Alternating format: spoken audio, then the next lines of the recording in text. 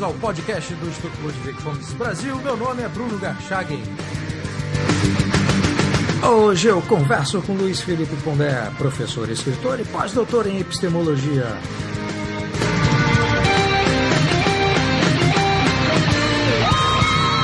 Seja muito bem-vindo, Luiz Felipe Pondé. Eu agradeço o seu convite, Bruno. É um prazer trocar ideias com você.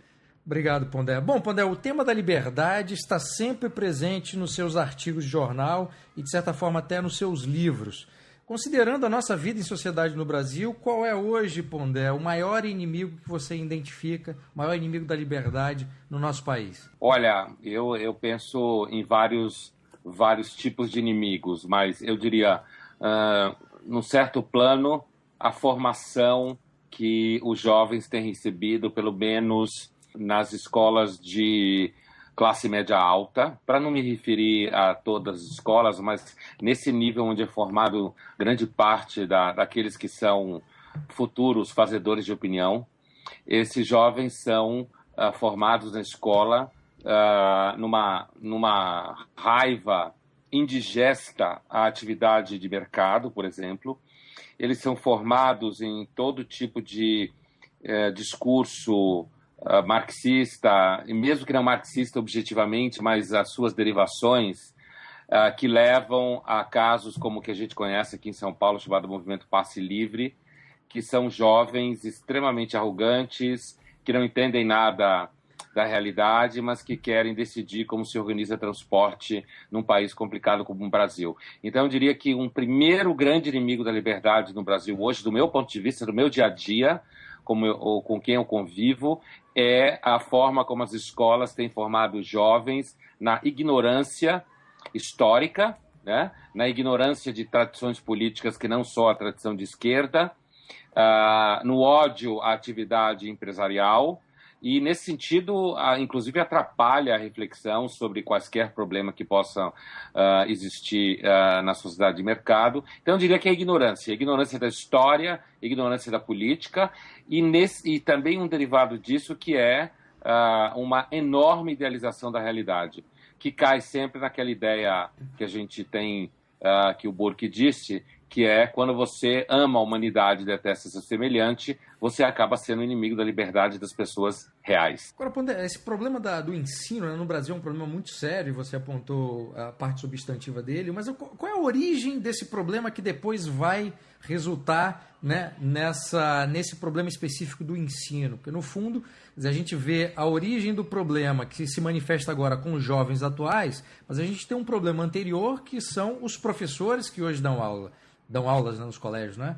Qual é a origem anterior desse problema que a gente está vendo hoje? Olha, eu acho que tem primeiro um fato, assim, digamos, não um efeméride, como se fala em jornalismo histórico, mas um fato histórico que é a herança da ditadura aqui no Brasil, uma ruptura institucional que tinha tudo a ver com o contexto da Guerra Fria, então, e da preocupação em barrar os avanços soviéticos na América Latina, que gerou uma série de ditaduras, inclusive no Brasil. Mas a esquerda, ela conseguiu colher muito bem quem melhor se saiu da ditadura no Brasil, no plano, digamos, das ideias, né? Porque a esquerda criou esse mito de que ela é o centro do humanismo, né? E ao se constituir como grande produtora de humanismo contra toda a história da esquerda real na Europa, né, principalmente no extremo europeu, que foi uma história contra a liberdade, de violência, de autoritarismo, eu acho que a partir da ditadura e do final, principalmente da ditadura, se construiu essa ideia de que os profissionais do humanismo, entre eles professores de humanidades e ciências humanas, deveriam abraçar causas de esquerda e se tornar, na realidade, uma espécie de clero, o que aconteceu. Quer dizer, a esquerda no Brasil se confunde com uma forma de igreja, né? Não é à toa que o PT nasceu na sacristia, porque mesmo a Igreja Católica acabou abraçando uma espécie assim, de marxismo teológico. Então, eu acho que a raiz é a formação desses professores que hoje dão aula, né? E já estão aí numa segunda geração formando jovens, que se investiram daquilo que o Thomas Sowell chama de condição ungida, né? Os professores, eles transformaram as aulas em pregações ao invés de aulas que, na realidade, ajudam os jovens a entender a sua própria humanidade. Se transformaram numa espécie de púlpito utópico, né? E, portanto, esses professores que, durante a ditadura, muitos deles se identificavam com a luta contra a ditadura, em que, em certo sentido, fazia muito sentido a ideia de você combater um regime que era bastante violento com a variação de opiniões, a diversidade de opiniões, a esquerda, institucionalmente, ela acabou colhendo os frutos disso daí, se ofereceram como a única forma de possibilidade de humanismo, né? Compreendendo o humanismo aqui como tudo que se refere ao ser humano, suas necessidades, suas fraquezas, suas angústias, sua forma de operar, seja no plano psicológico, social, político. Agora, eu acho que existe aí uma espécie de construção do mito da classe de ungidos, que justamente essa classe dos professores que não, no nosso caso específico, tem a ver com a história da ditadura, mas que eu acho que é um processo que vem desde o final do século XVIII. Né? Agora, Pondé, o problema que você aponta, ele é um problema muito mais profundo do que simplesmente um problema político, né? Não é um simples problema de substituição de uma elite que está no poder, porque sequer a gente tem hoje uma outra elite política que esteja fora desse enquadramento que você diagnosticou. Como é que se faz para superar, para vencer um problema que é tão profundo e com tantas variantes? Do momento que a gente está aqui no Brasil hoje, eu acho que é não tem um horizonte muito claro de como superar isso em termos de classe política. Né? Você tem aí partidos como o Partido Novo, que busca descrever ou narrar de alguma forma uma solução político-institucional distinta, bastante idealizada da sociedade liberal no sentido político-econômico e não no sentido americano, mas eu acho que não existe opção hoje, dada a estrutura educacional, essa estrutura educacional forma grande parte dos fazedores de jornalismo, dos fazedores de dramaturgia. Por isso que eu comecei falando da educação, porque esse problema ele é mais profundo do que política, porque a gente sabe que antes da política sempre vem o problema de caráter moral, né? A forma como você forma os mais jovens para lidar com as contradições, para lidar com a dimensão caótica da realidade, como fala o Lionel Trilling, quer dizer, essa dimensão da realidade que não cabe nos modos bem-sucedidos de lida com o cotidiano, né? E, portanto, que exige uma complexidade de repertório muito grande. Nesse sentido, se a gente for muito profundo, me parece, Bruno, a gente toca, inclusive, questões como qual é a capacidade que a educação tem, de fato, de fazer, de tomar o lugar de toda uma tradição, no sentido burkeano, certo? De todo um processo de heterogeneidade, no sentido do Russell Kirk, quer dizer, um certo mistério que existe nas relações e na produção de significado ao longo da humanidade. Eu diria que, assim, há uma ruptura. Eu comecei a falar do Burke e estou pensando nele. Há uma ruptura naquilo que o Burke chama de que a sociedade é a comunidade de almas que reúne os mortos, os vivos, os que ainda não nasceram. Me parece que houve no plano da educação uma ruptura com os mortos, no sentido de que a educação hoje é uma educação jacobina, né? Para falar um pouco do vocabulário burkeano, é uma educação sofista, é uma educação calculadora, é uma educação que acredita que você inventa o ser humano dentro da sala de aula, na forma que o professor quer. Então, se eu fosse um pouco mais longe, eu diria que, na realidade, a formação foi tomada pela vaidade, né? No sentido que o Burke fala. Foi tomada pela vaidade daqueles que a fazem e daqueles que acreditam que podem refundar a experiência humana, negando todo um processo que, no fundo, me parece, a gente abdicou de conhecer. Isso é uma das coisas que mais me chama a atenção. Eu que estou no chão da sala de aula há muitos anos, quase 20 anos e várias vezes por semana, os jovens chegam na universidade hoje cada vez pior, não no sentido que sabem ler menos, o que é verdade, mas eles chegam cada vez pior, inclusive nesse sentido de se acharem juízes da humanidade. Isso nos reflete a estrutura familiar, nos reflete a um vácuo na estrutura familiar, reflete na ideia de que muitas vezes hoje se valoriza o jovem como guru ao invés de pessoas mais velhas, e daí, se você pergunta qual é um horizonte onde isso possa ser substituído por uma outra situação, eu diria que quando eu digo nós, eu quero dizer toda essa geração que vai, eu, você e outros intelectuais que estamos numa batalha aqui no Brasil contra essa mentalidade, digamos assim, contra a liberdade que existe no Brasil. Eu acredito que qualquer coisa que possa acontecer não vai acontecer antes de 50 anos. Então, a gente trabalha um pouco, me parece, como quem está atravessando uma espécie de período sombrio, no sentido da Hannah Arendt, né? A gente está atravessando um período sombrio com uma certa esperança de que esse processo possa levar no futuro uma melhor estrutura educacional, uma melhor estrutura de debate público que supere, inclusive, os estereótipos desse debate que tem aí, tanto a direita quanto a esquerda, né? Já que você citou a palavra jacobino, Pondé, você consegue identificar alguma influência do iluminismo francês no nosso ensino e no âmbito cultural de uma forma geral? Sim, eu acho que só há influência do iluminismo francês, a começar pela leitura não só do próprio Rousseau, né, como uma figura emblemática de toda a política possível, porque me parece que Rousseau ele é, na realidade, a grande matriz de autores que vieram depois dele, como o próprio Marx, né, o próprio Engels, como o próprio Foucault, todo o pensamento que a gente pode caracterizar como pensamento político francês, que se firmou, inclusive depois da Segunda Guerra Mundial, né? De Sartre a Foucault, a Luc Ferry também, de certa forma. Portanto, uma visão política em que a política passa a ser a ciência primeira, ou saber primeiro, no sentido que a ontologia tinha para Aristóteles, quer dizer, a política como reformadora do homem, a política como pedagogia, como o próprio Rousseau faz. Então, me parece que começa aí.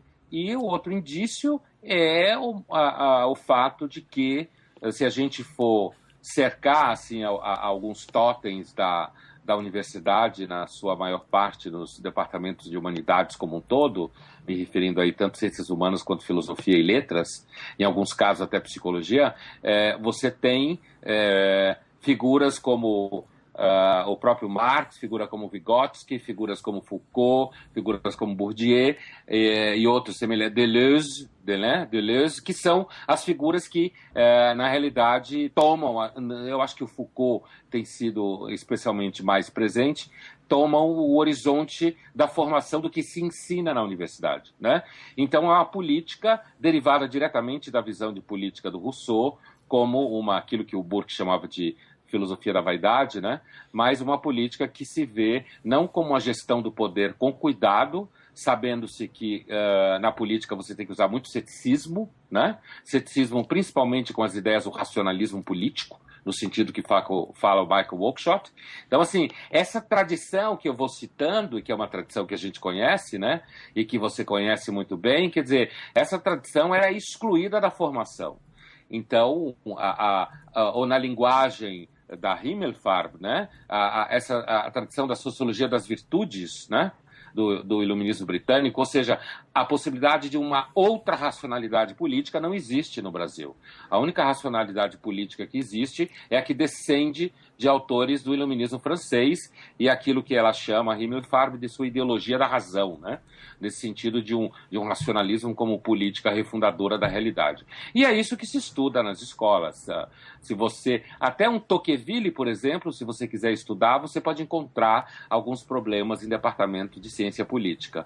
Então, eu acho que é bastante evidente para quem não quer mentir e está dentro da estrutura universitária para perceber que isso é que é ensinado nas salas de aula, né? Pondé, você mencionou aí o racionalismo dogmático, né? E uma das consequências da aplicação desse racionalismo dogmático é a centralização do poder no Estado, né? Representado politicamente pelo governo. E nós temos um problema muito sério no Brasil, que é essa mentalidade, né, de servidão, de dependência em relação ao Estado.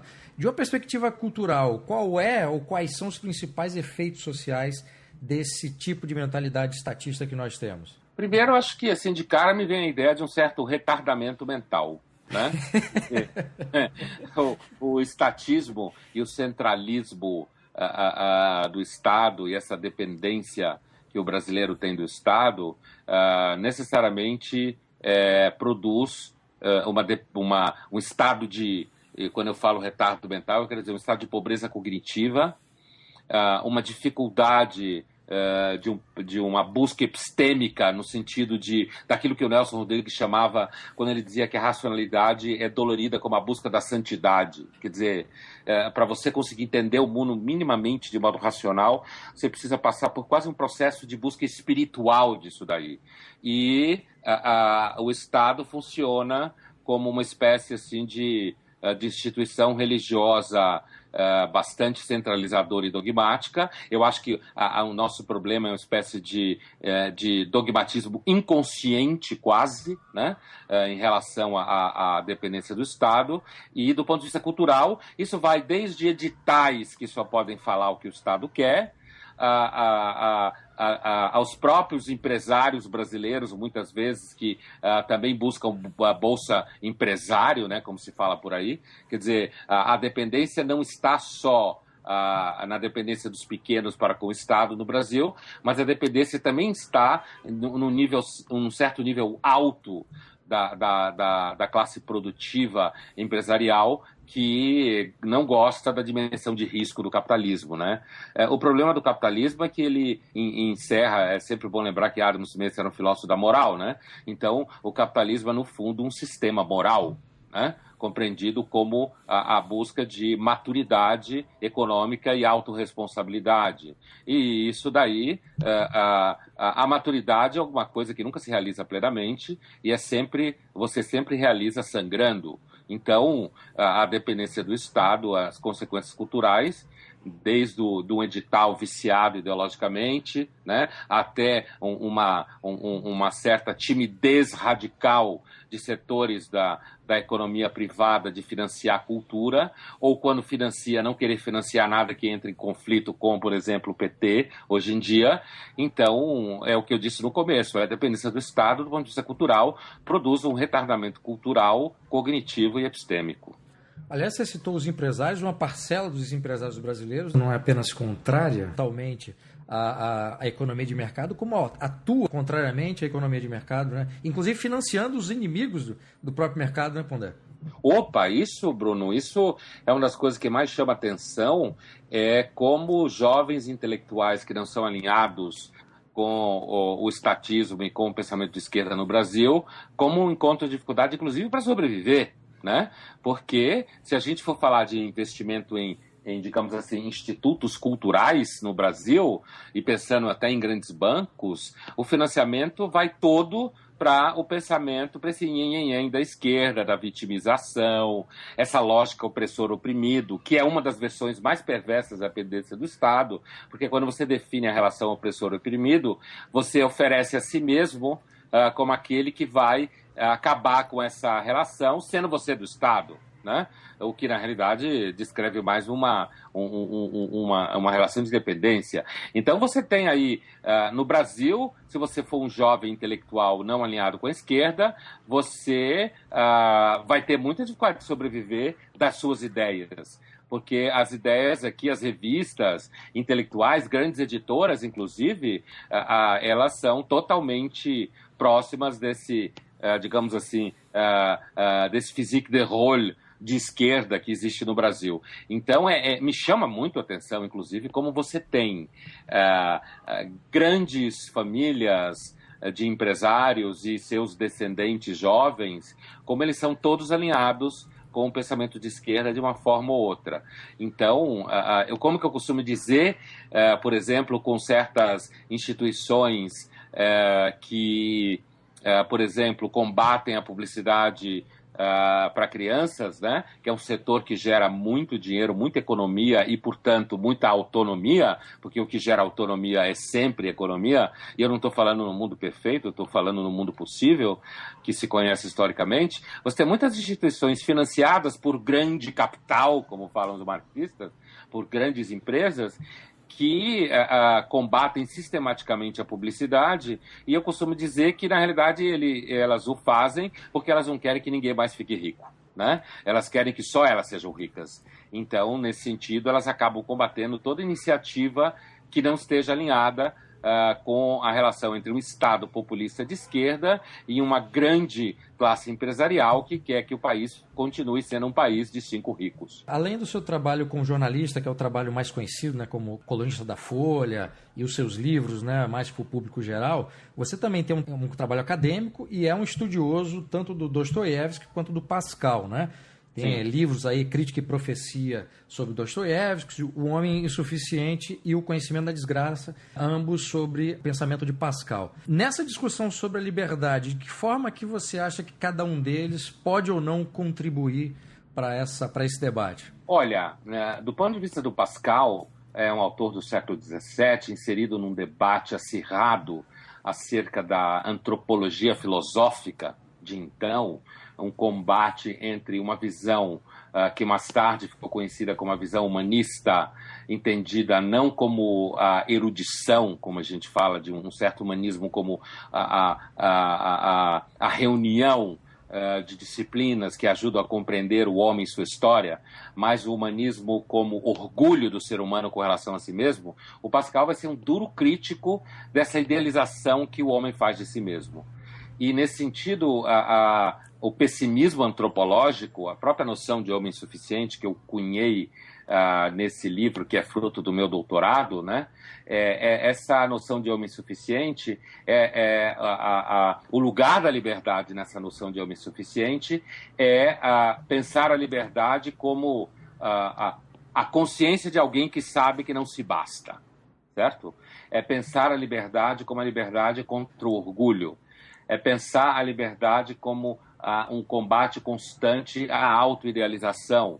Portanto, eu diria que é uma liberdade, antes de chegar no debate político, que o Pascal ele não faz de fato, ele até ele não adere à fronda, né, que muitos intelectuais da época o fizeram, usando a palavra intelectual de uma forma frouxa conceitualmente, por aproximação. O Pascal, a liberdade é muito mais uma liberdade no sentido moral, e uma liberdade, falando uma linguagem contemporânea, no sentido psicológico, né? A liberdade de você, uma outra frente de crítica do Pascal, era, numa linguagem contemporânea, a ideia de alienação no divertimento, do que ele chamava de divertissement, que é a tentativa do homem escapar continuamente dos seus conflitos e contradições. Então, a liberdade no Pascal é a liberdade que nasce de uma busca de amadurecimento na lida com as contradições, com as fraquezas morais, na consciência, por exemplo, de que, em grande parte, a hipocrisia é o fundamento da moral pública. Então, nesse sentido, eu acho que o Pascal ele é bastante fiel a uma tradição filosófica que relaciona a liberdade ao conhecimento de si mesmo, né? Ao conhecimento e ao reconhecimento dos próprios limites. No caso do Dostoiévski, que está no século XIX na Rússia, a liberdade para o Dostoiévski, ela é também não só no sentido político, mas aí também é no sentido político. Não é à toa que o Dostoiévski foi proibido na União Soviética por conta do seu romance Os Demônios, porque o Dostoiévski percebe que a utopia que a gente se acostumou a chamar socialista, mas que no século do Dostoiévski na Rússia se chamava de nihilista, né? Que são, na realidade, os ancestrais do movimento bolchevique do começo do século XX, na Rússia, gente como Tchernychevsky, por exemplo, né, que influenciou profundamente o Lenin, o próprio Mikhail Bakunin, que é contemporâneo do Dostoiévski, que participou junto com ele de um ciclo de intelectuais que discutiam política chamado ciclo Petrashevsky, que era um burguês rico que reunia intelectuais em casa para jantares inteligentes, como eu costumo dizer. O Dostoiévski, ele tematizou uma liberdade parecida com o Pascal, mas ele tematiza já uma liberdade política, né? E identifica como a negação da liberdade justamente a busca da reforma do homem pela política, que ele identifica como uma mentira a serviço de personalidades totalitárias, né, autoritárias, que querem, na realidade, controlar o homem no sentido de dizer como ele deve agir, né? Você tem aquele trecho do Irmãos Karamazov, conhecido como a lenda do Grande Inquisidor, em que Dostoiévski identifica Jesus como defensor da liberdade, uma liberdade compreendida aí de forma radical como a adesão livre do sujeito a uma ideia ou uma atitude. Enquanto que o Inquisidor fala para Jesus que ele estava muito enganado, porque na realidade o homem precisava sim de controle e não de liberdade. O homem não precisava de amor, ele precisava sim de alguém que dissesse para ele o que ele devia fazer, porque no fundo o que o homem quer é pão. Só isso, e mais nada. Então, se você conseguir reduzir o homem ao pão, você vai conseguir controlá-lo plenamente. Então, a liberdade no Dostoiévski é uma discussão já mais próxima do debate político contemporâneo, e a ideia de liberdade seguramente é o contrário das utopias socialistas que floresceram tão bem na Rússia, né? Bom, André, para encerrar, tem algum livro programado para este ano, algum trabalho para ser lançado? Olha, eu acabei de entregar um livro para a editora Planeta, que eu não sei em que altura de 2016 ele vai sair, que é um livro que se chama Filosofando com o Martelo. O nome já trai uma certa matriz nietzschiana, né? E é um livro, o subtítulo é O Manual de Filosofia para quem não tem medo de pensar, dentro dessa linha que eu tenho trabalhado de textos filosóficos abertos ao público, e não só para os ungidos, como fala o Thomas Sowell. E nesse livro eu faço uma espécie de história da filosofia, temática, né? Então tem uma primeira parte onde eu descrevo o meu método, né, no livro, que não é um método na realidade, mas sim uma postura, que é essa postura de filosofar com o martelo sem medo, né? De trazer à tona como muitas vezes a filosofia e a sociedade pode estar a serviço do medo que as pessoas têm da maturidade. Uma segunda parte é propriamente histórico-temática, onde eu discuto, por exemplo, metafísica, materialismo, política, vários capítulos sobre política, onde eu discuto moral, e aí tem vários capítulos sobre moral e ética, onde eu discuto concepção de mundo. Quer dizer, uma parte histórico-temática, que é o miolo do livro, a maior parte, e uma última parte que intitula-se Por que eu acho o mundo contemporâneo ridículo, e aí essa parte ela é mais parecida com o Pondé da Folha, como se fala, apesar de não ter nenhum texto da Folha, que é onde eu faço uma crítica de costumes, né? Ao narcisismo contemporâneo, à espiritualidade ao portador, ao empobrecimento da espiritualidade e coisas assim. Lembrando, no fim do ano passado, foi lançada uma coleção pela Realizações que você coordenou, né, Pondé? Inclusive a gente já tem na cabeça a ideia de lançar uma outra coleção, né? Mais um box. Essa coleção, ela é inspirada, né? Ela foi feita... eu sou o curador da coleção, quem organizou os temas, basicamente, os autores e tal, mas ela foi feita pela Realizações e junto com Jorge Pfeffer, também amigo nosso e parceiro nessa iniciativa, inclusive financiou muito generosamente a coleção, sem ele não teria existido a coleção. A ideia nasceu em almoços que a gente tem de vez em quando, eu e ele falava, a gente precisa fazer uma espécie de primeiros passos do pensamento liberal conservador no Brasil, e daí nasceu essa biblioteca de crítica social que busca, de um lado, pegar autores consistentes no Brasil, que estão em atividade hoje no Brasil, buscando um recorte mais jovem desses autores, né? Discutindo grandes autores que são pouco conhecidos no Brasil.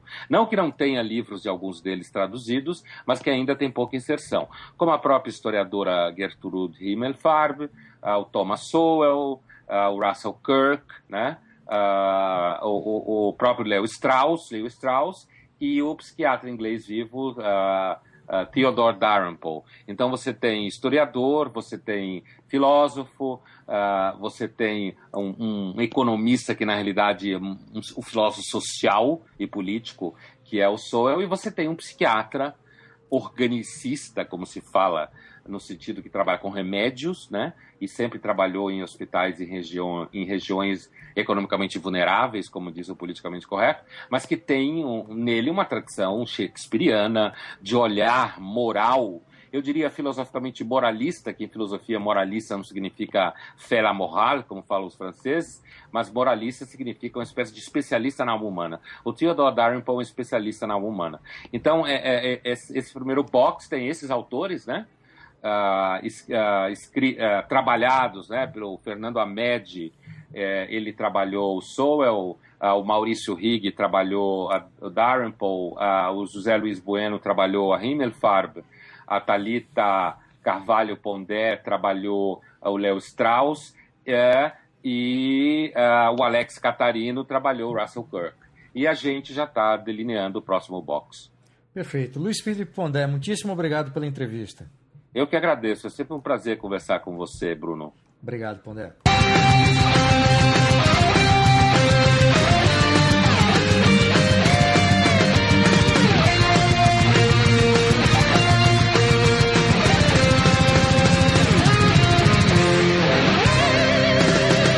Este foi o podcast do Instituto Ludwig Fomes Brasil. Meu nome é Bruno Garchagen.